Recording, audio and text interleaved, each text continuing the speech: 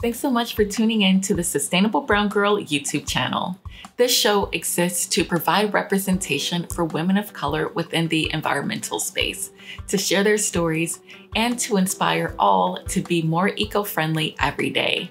I'm your host, Ariel Green. This is where you can see all of the full video podcast episodes. So be sure to subscribe to this YouTube channel and turn on notifications so you don't miss an episode. Also, go follow us on Instagram at Sustainable Brown Girl. Enjoy! Today's featured Sustainable Brown Girl is Emani Mone, a third-generation beauty professional on a mission to provide quality, vegan-friendly skincare and curated full-body wellness experiences. At Beauty Strike, based in Brooklyn, New York, Emani and her team are creating space for women of color in the beauty and wellness industry. Thank you so much for joining us today, Emani. Hi, thank you for having me. I appreciate you. Yay. So I always just like to start at the beginning. So tell us how your sustainable journey began. I feel like being a Black woman, you just automatically are put in the sustainability category because growing up, like we reused whether it's shopping bags or repurposed shopping bags, whether it was going shopping with them again or using them for hair treatment or just using them to pick something up around the house that you didn't want to grab with your hand. So a shopping bag could be a glove. It could be a deep conditioning helmet. It could be, A rain hat. yeah, it could be a number, especially rain hat. So it can be so many different things. So I just grew up like that. To take it a step further, my grandma was heavily into planting. So she would just like, whether it was eggshells that she would put into plants that I do now. And I'm like, oh my gosh, I'm a grandma. But doing things like that or reusing like the skins of like avocados and things like that to just like for your food, for your plants, just in different ways. Composting definitely helped, especially because she had a garden and she grew her own like vegetables, fruits and vegetables. And this is in New York. So it's like, if she could do it in New York, Yes. you can do it anywhere. Right, right. In Queens, like Queens, New York. I'm not talking about upstate. So that's like the beginning of my sustainability journey. Yes, I love that. Yeah, you're so right. As Black people, we are just innately sustainable. So that totally checks out. So tell us, like, what led you to start Beauty Strike? Tell us about it, like all of the services you offer, all the things. So Beauty Strike is a vegan and cruelty-free skincare brand and line. We offer beauty products as in for the body, for the mind. We do yoga classes. We have a spa in Brooklyn, New York, where we do facials, laser hair removal, chemical peels, microneedling, all of the above. So you can get all of these treatments as well as body services like beauty sweat, where you can lay down in a sauna bed and just sweat all the toxins out of your body. Wow. So where I really got the passion behind beauty was my grandma. My grandma was a cosmetologist. She did hair. She never really got to live that dream out just because she got married at like 16 years old. Wow. She had like a kid at 16 years old. She was thrown into like marriage and responsibility so fast that she really didn't get the chance to like live her beauty dreams out. And she like taught my mom about it, and my mom grew up seeing like my grandma do eyelash extensions when this wasn't really popular, and I'm talking about like, the 70s, 80s. Wow. So doing hair, like my grandma has the most amazing hair. Like people love my hair, and it's like, you have not seen my grandma before, like, you know. So then my mom also became a beauty expert. She did more skincare and makeup. And you know, I really like I had no choice but to follow my mom around as a kid and go to her skincare parties and go to all these things with her. So it was really amazing to see that growing up. Um, yeah, that was like kind of the start of it. And seeing my mom be featured in so many like magazines and just like seeing Wow. her gain accolades for her work and then also uplifting the community. Like my mom is where I got my heart for community. Because when I was little, she would go to battered women's shelters. She would do all of these things to like give back to our community and to just like women in general. Just because like as women we wear a lot of hats and a lot of times we end up taking care of other people and putting other people first, and beauty is a way that you can put yourself first. So I followed suit with that. For a while I ran away from the beauty industry just because it was like a lot of big shoes to fit with my Hmm. mom being like in magazines and stuff. Like that's overwhelming to like a kid, Yeah. and my personality type, like I am vibrant, but I'm more vibrant to people that I can intimately know. And Hmm. my mom was more like, she doesn't care who's in the room. She's going to be like, ah. So I was like, I always thought that I had to have her personality to like be there. And as I evolved and grew into my human being, I got more comfortable and open. And I just really love the education part behind beauty. So like I had no choice but to do beauty because it just kept calling me. It kept coming to me. I kept working like jobs where it was okay, I'm being a corporate beauty buyer, or like I'm doing Mm. this, or I'm being an educator for this company. So it just like kept coming back to me full circle. So I was like, let me start it. Let me stop being scared. Let me Yeah. start it. Yes, that's amazing. It's like it's just innate. It's in your blood. You had no other choice than to do this. Yeah. So what Um, was the process with starting Beauty Strike? Like was it difficult to, start your business, to get the retail space and all that? Oh, yeah. So when I first started, sorry, my eyes contacts. When I first started, I was in a studio space that's as big as one of the treatment rooms in the spa now. Mm. And I did that, and I also worked a like temp job. So they would call me every morning at like 5, 6 o'clock and see, hey, do you want to work today? And I'm like, no, I have clients today.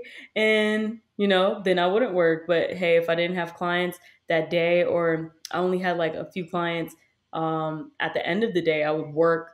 I would go wherever they assigned me to, and I would work the day, and then I would work my business until my business grew into what it is now. People don't see that side of things, and they don't understand that it took so much for me to like do the sacrifices that it took for me to make. But it's really important that people share that because like a lot of people who make it, they'll be like, "Oh, this is my first job ever," and it just like took off. It's Mhm. like that's not Yeah. realistic.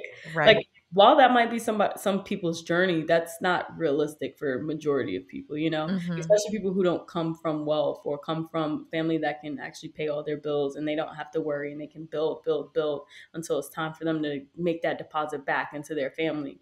Right. Um, but yeah, so I did that. I did things like working events and stuff like that. I did a lot of pop-ups for the brand. Anytime that there was a pop-up, I did it. I did it. Every time there was Yeah. a pop-up, I did it. I spoke to people, just be human, like, talk to people.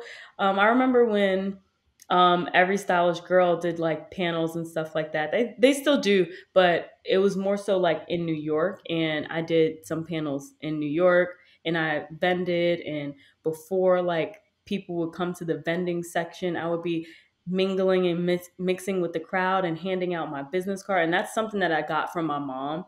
Like I saw my mom like in her business, like she would walk up to somebody in the grocery store and be like, hey, I love your outfit. Like, let me give you my card. My name is this. Like, let's connect. Like, I saw her doing that. So I just was like, that's what you're supposed to do. Like, how else are you supposed to make it? You know? Yeah. So, Yeah. yeah, just that grind. Yes, exactly. You got to be on that hustle. Mhm. It definitely, pays off with some hard work. Yeah. So, why did you decide to go with the vegan skincare the path? Because I was born with eczema, Okay. and my mom has psoriasis. So I knew that like my eczema or the eczema, don't claim it, the eczema could turn into psoriasis if it's not treated properly. And when I was younger, it was way worse than it is now because I didn't know my skin triggers. Like things with fragrances would trigger my skin. Like Mm, and it can come down to laundry detergent. Like if it had a fragrance in it and I'm laying on it at night, my skin is going to immediately be inflamed. I'm going to be itchy. And yeah. I didn't understand like why I felt itchy in my clothes like all the time. And I just thought like maybe it was the fabric. My mom changed the fabric of my clothes, you know? And I was still being itchy and just like breaking out, and like eczema has different levels to it. Anybody who has eczema knows like there's like the scaly eczema and then there's like the oozy eczema, and like it would turn from either or depending on like what the skin trigger was. So Hmm. I used to be a kitchen chemist when I was little. Used to make like coconut oil from scratch. Girl, why? I could have bought it. I have no idea why I was doing this stuff in my mom's kitchen, but she allowed me to. Like honestly, as an adult now, it gives me insight of like how much I need to pause and wait for kids because they're gonna do random things like that. Right. um, but yeah, so I played kitchen chemist and I found things that worked for me, and then I was just like, these products have to exist somewhere without like the crazy alcohols or fragrances. And then I got more into it and more into it. And just me developing in the beauty industry, I knew that this is the standard that I wanted to keep. You know, Hmm. even my makeup today, it's vegan and cruelty free. Like I wear vegan makeup, and there's so many vegan brands out there and that are coming out that it makes it more accessible, especially now compared to like 10, 15 years ago, you know? Definitely. Yeah, it's way more accessible, way more affordable now. So Mhm. I love hearing that you were a kitchen chemist. Like, I see a lot of people DIYing products, and sometimes I like go through the comments on videos and like Instagram, and people are like, "Oh no, you shouldn't be putting that on your face." But like, Mhm. what are your thoughts on DIYing skincare? I definitely don't think people should do that now. Like, I Okay, definitely don't. This was like 10, 15 years ago, I was DIYing right. things, and I had to figure out and discover like, you know, why this is turning moldy. Like, I'm like, Mhm. what, 12 years old, and I'm like, why is this moldy? Ew. Like, how did that happen? So I had no idea about like preservatives or like Right. shelf life and things like that. And as I grew older and deeper into the beauty industry, I learned like you need preservatives, you need this, you need that. It can still be natural, but it still needs to have these things to be safe for your body. Hmm. You don't want to put bad bacteria on your body while you're trying to do good. It doesn't make sense. So I really don't like DIY skincare. Honestly, I really don't. Just because Yeah. like it eliminates the science and the actuality of like needing to do your due diligence when it comes to products. Yeah. So it's just like I don't think people should do it. Think things are made in a factory for a reason. My products are made in a factory for a reason. Like Right. I don't think that people should do that. If maybe Right. if you're like using it the same day and throwing it out. Yeah, but not on a long-term basis. Yeah, but who wants to do that every single day? That's not sustainable. Like, That's true. Yeah, yeah. exactly. Yeah. So tell us, what are some ways to have a sustainable skincare routine and like the best practices to incorporate? I definitely think number one is to watch your water usage. Like when you're cleansing your face, step one, wash your hands. That's number one. Hmm. Hands. Step two is to put some water on your face to activate your face to make sure that your face is like loosening up the dirt and oils that may be on it from outside. And then turning the water off, Hmm. Hmm. then using your cleanser with the water off, and then using the water to just rinse off the cleanser. Like watch your water usage because a lot of people don't understand, like they leave the water on and it's like for what? Like why are you Right. doing that? And if you're leaving the water on because you don't want to touch the faucet, that just means you need to clean your faucet more. Mm. Yeah.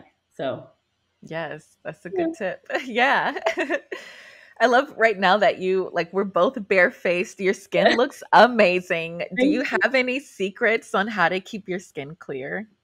For me, definitely, it's making sure that I keep my hairline and my hair very clean because as soon as I put a gel that my skin doesn't agree with, or my hair is just dirty. Like, let's be real. Yeah. Like, or oil just gets to it. And I live in New York. It's so populated and so like densely like polluted.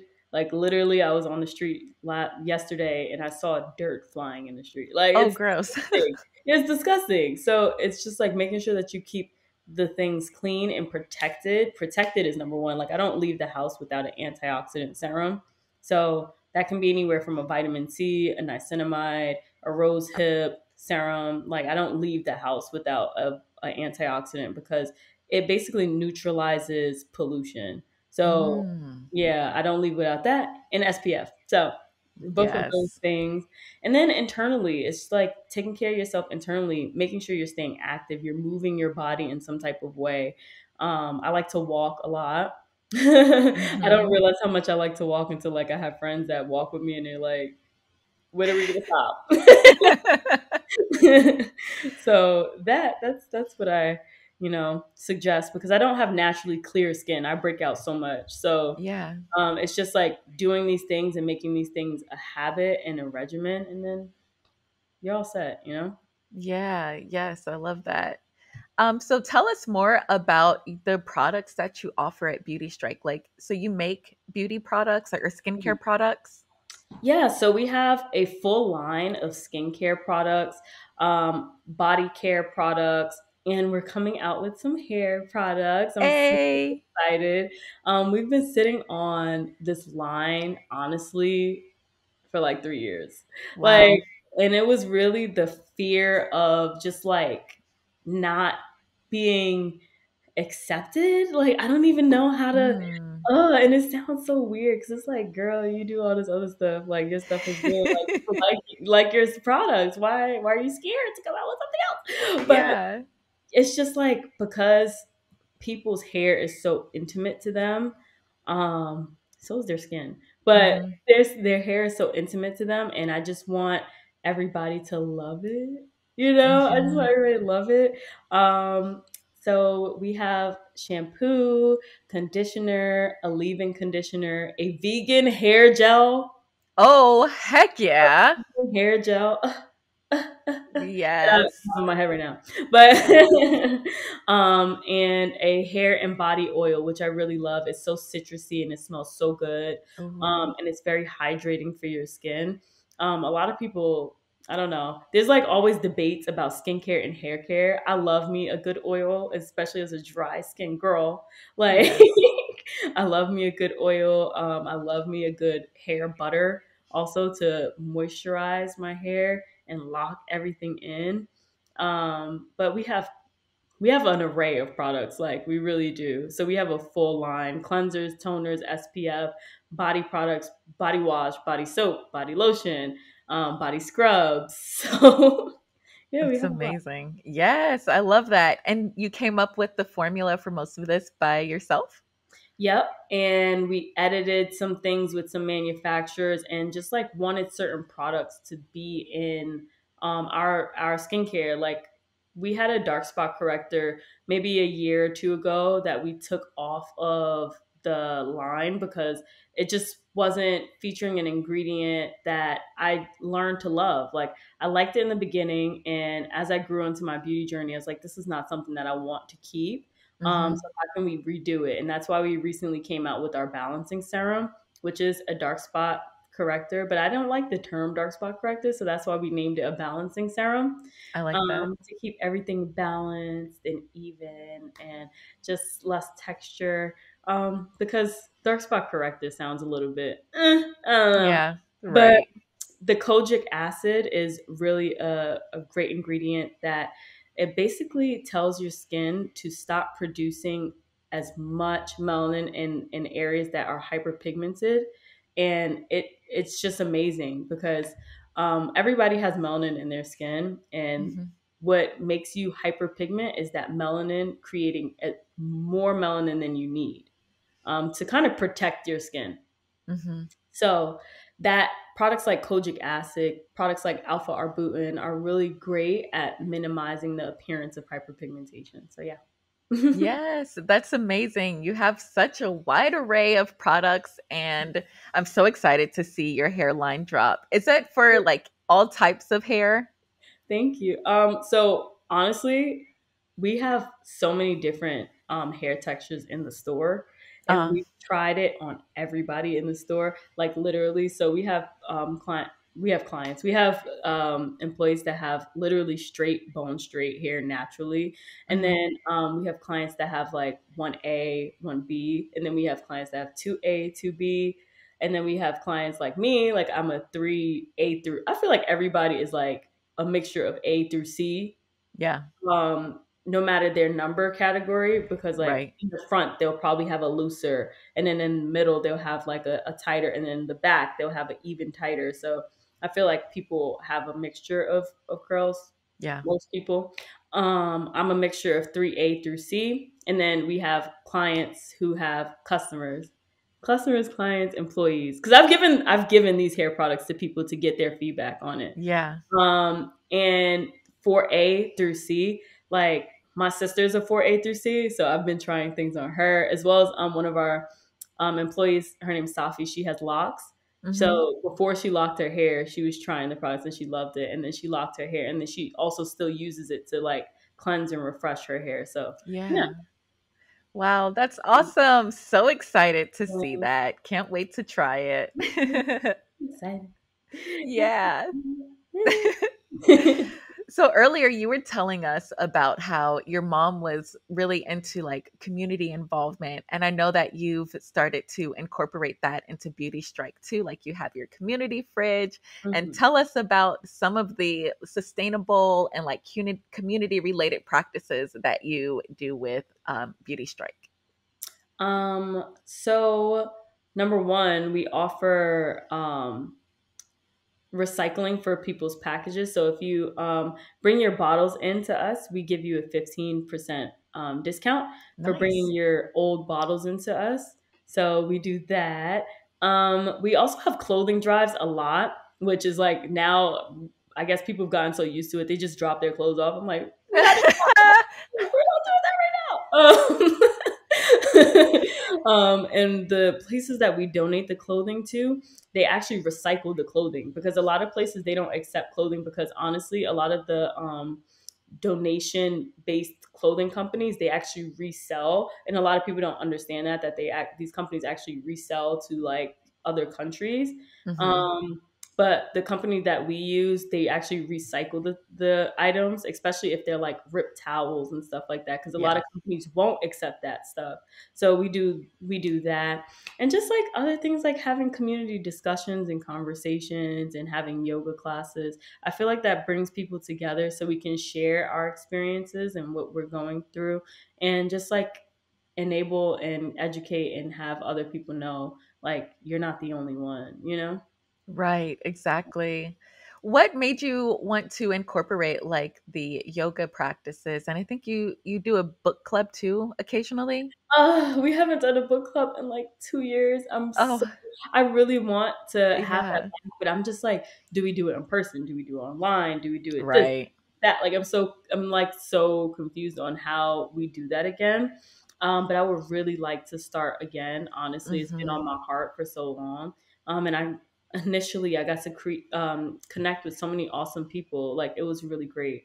But yeah, so I forgot the question because I got so excited about that, honestly. Oh yeah, no, I was just saying about like what made you want to incorporate like other like inner practices like outside of like your skin Oh, and hair. yeah, because beauty is like, I feel like beauty is wellness. Yeah. And that's what beauty is to me. It's not like, hey, I'm going to look cute so I can like tell somebody I look cute. Like, it's more about the healing. And my beauty journey personally, um, honestly, if I had a bad day at school, um, I would come home, want to do my hair in a new style. I would do my nails, do my feet. I would practice on my eyebrows. Like I would try to do my makeup. Like, and these were ways that I picked myself up and made Mhm. myself feel better. So when I think about beauty, I never thought about like me not liking things about myself or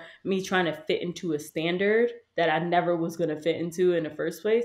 I always used it as a wellness escape. It was sort of like escapism for me to try to heal my emotions, you know? So Yes. I think all of those things encompass wellness as well. And those are just the things that I'm really interested in. I've been doing yoga since I was like 5 years old. So yeah, I've been doing yoga since I was like 5 years old. My mom's job, she worked at a corporate, like Fortune 500 company when I was little. So the daycare used to do yoga, and that's how I discovered what yoga was. Cute. And these things have just been regular. Like my mom had a book club, and I would listen in, and then she'd be like, "You gotta go. This is adult." So I was like, I always wanted to do that, you know. And then when I did it, like especially the books that we read like a lot of wellness. The first book that we read was The Body Keeps the Score, and then looking at it from a person of color perspective, it just like it was you know. Hmm. So I like those spaces. Yes, that's amazing. I love that you're incorporating both the inner and outer beauty with Beauty Mhm. Strike, Thank and you. also that you're helping your community because that's so important. Thank you. I Yes. appreciate that. Yes. Well, it's been such a pleasure talking to you, Amani. Our last question is, what does being a sustainable brown girl mean to you? Honestly, it just means that you're just looking out for the best for your community and doing the work on yourself and your world around you. You're trying to preserve this earth. You know, you want other people to live on it and enjoy it just as much as you did. So Mhm. that's really what being a sustainable brown girl means to me. Yes, I love it. Thank you so much. And tell everyone where they can find you online, how they can buy your products, and of course, like where they can find your actual shop so they can come in and experience all of you and all of your amazing things. Thank you. So our shop is at 73 Washington Avenue, and that's in Clinton Hill, Brooklyn. You can find us online at beautystrike.us, online on Instagram, TikTok, Twitter at BeautyStrikeNY, and you can find me at Emani Mone. That's EMANIMONE. Yeah. Yay. Thank you so much, Imani. It's been such a pleasure having you on the show. Make sure you go follow her. If you're in the NYC area, definitely stop by and check out everything that Beauty Strike has to offer. So, Thank thank you you. so much. Thank you. Don't leave just yet. Click here to hear from another sustainable brown girl, or click here to watch the full playlist from this season.